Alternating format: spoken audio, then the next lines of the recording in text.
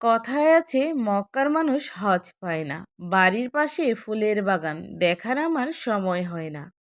আসসালামু আলাইকুম। আপনারা সবাই কেমন আছেন? আজকে আমি আপনাদের সাথে শেয়ার করছি গোলাপ ফুলের বাগান।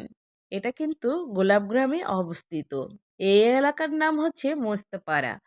যারা দূর থেকে আসতে চান তারা মিরপুর বেড়িবাঁধ হয়ে বিরুলিয়ার উপর দিয়ে বাগনিবাড়ি হয়ে এই এলাকাতে আসতে হবে। তবে এই গোলাপ গ্রামের নাম মোস্তাপাড়া। এটাকে সবাই গোলাপ গ্রাম এখন বলে এই কারণে এখানে প্রচুর গোলাপ চাষ করা হয়। এক সময় এই এলাকা জুড়ে শুধু গোলাপ চাষই হতো। এখন তো অনেক ক্ষেতই কমে গিয়েছে। এখানে পাশাপাশি অনেক হাউজিং হওয়াতে এখানে গোলাপ চাষটা প্রায় কমেই গিয়েছে।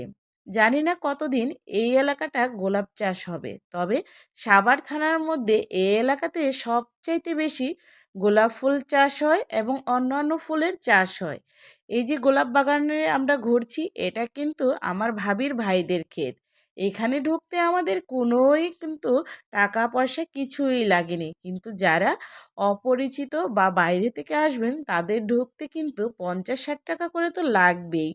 এখানে ফুল নিতে হলে কিনে নিতে হবে, তারপরে ক্রাউন নিতে হলো সেটাও কিনে নিতে হবে।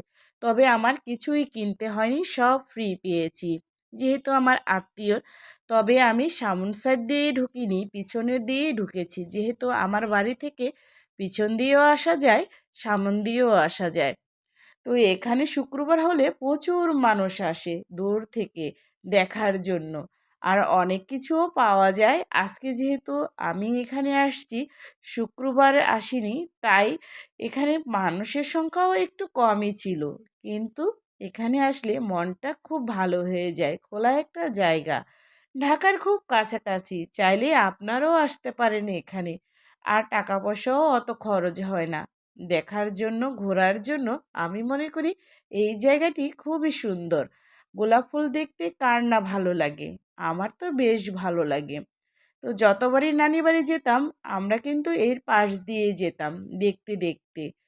তো আমরা বোনরা আজকে সবাই আসছি, আর অনেক দিন পর আমরা সবাই একসাথ হয়েছি। আমাদের সকলের ছেলে মেয়ে, আমার ভাগ্নি ভাগনা, ভাবি, তো সবাই আসছি ঘোরার জন্য। এখানে কিন্তু চটপটির অনেক স্টল রয়েছে এবং দুপুরে খাওয়ারও ব্যবস্থা রয়েছে। যারা দূর থেকে আসবেন তারা কিন্তু এখানে খাওয়া দাওয়ার সকল ব্যবস্থা পাবেন। তো যাই হোক, আজকের এই ভিডিওটা কেমন লাগলো সবাই কিন্তু কমেন্টে জানাবেন।